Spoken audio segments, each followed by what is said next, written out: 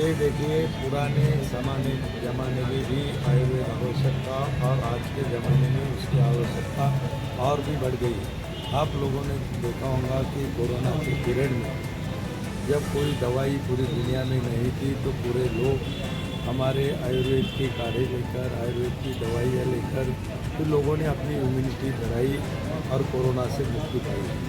आयुर्वेद ऐसा हमारा बहुत ही पुरानी हमारी चिकित्सा पद्धति है। ऋषि मुनियों ने बहुत सारा संशोधन इसमें किया, काम किया और आज भी आयुर्वेद के बारे में लोगों के दिल में बहुत चाहत है। लोग आयुर्वेदिक उपचार करना चाहते हैं और इसीलिए आयुर्वेद आदरणीय नरेंद्र मोदी जी हमारे पंतप्रधान उनके नेतृत्व में पिछले 10 साल में आयुर्वेद ने बहुत सारी छलांग लगाई हुई है। बाहर के देशों में भी आयुर्वेद का स्वीकार वहाँ पर किया जा रहा है।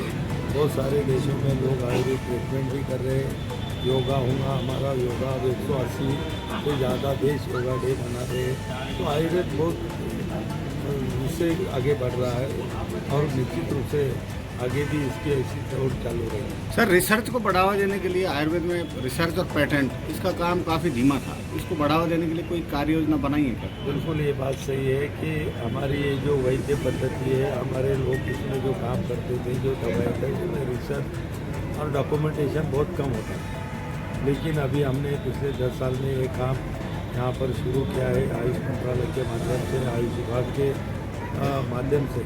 अगर आज आप NIA में आप अगर इसको जाके देखेंगे तो बहुत सारे इंटीग्रेटेड प्रमाण के साथ सिद्ध कर रहे हैं कि हमारा आयुर्वेद भी बहुत अच्छी तरह से काम करता है और निश्चित रूप से ऐसे ही फायदे आगे होते जाएंगे। हम आयुर्वेद को भी इंटीग्रेटेड कर रहे हैं। सर, दिल्ली चुनाव कट लगा लेना सामने है सर। आरोप प्रत्यारोप के आगे कई बीती साल के आगे बीजेपी एक बार फिर लौट रही है, क्या कहना है?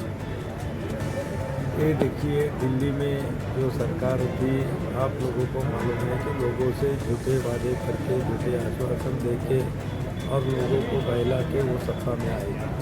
इसीलिए हमारे प्रधानमंत्री जी ने कहे थे कि ये आम आदमी पार्टी नहीं है, आपदा पार्टी है।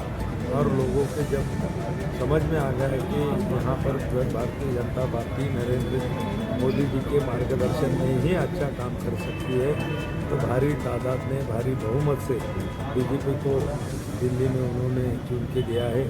इसके पहले 4 महीने पहले महाराष्ट्र के चुनाव के नतीजे आप लोगों ने देखे कि भारी बहुमत से 2/3 से ज़्यादा बहुमत से महाराष्ट्र जैसे राज्य में भी नरेंद्र मोदी जी के नेतृत्व में NDA की सरकार, महायुति की सरकार हम जो कहते हैं वहाँ पर आई है और निश्चित रूप से वहाँ पर केजरीवाल की हार सामने दिख रही है। आतिशी भी कभी आगे जाती है, कभी पीछे जाती है। हार गए केजरीवाल? हार गए तो मैंने देखा नहीं थी, लेकिन जब मैं देख रहा था, रुझान देख रहा था, जब की बात बोल रहा हूँ, तो निश्चित रूप से लोगों ने पूरी तरह से इनसे बदला लिया है और एक अच्छी पार्टी और अच्छे नेतृत्व के मार्गदर्शन में वहाँ पर सत्ता आएंगी तो दिल्ली हमारे देश की राजधानी है। दिल्ली का जो विकास होना चाहिए, जो हमारी पवित्र यमुना जी वहाँ से बहती है, उनके लिए भी जो काम करना है, जो पिछले कई सालों से नहीं हुआ था, निश्चित रूप से आने वाले 5 साल में दिल्ली का नाम, दिल्ली का विकास बहुत जल्द होगा। सर, राहुल गांधी ने बीजेपी पर बहुत गंभीर आरोप लगाए और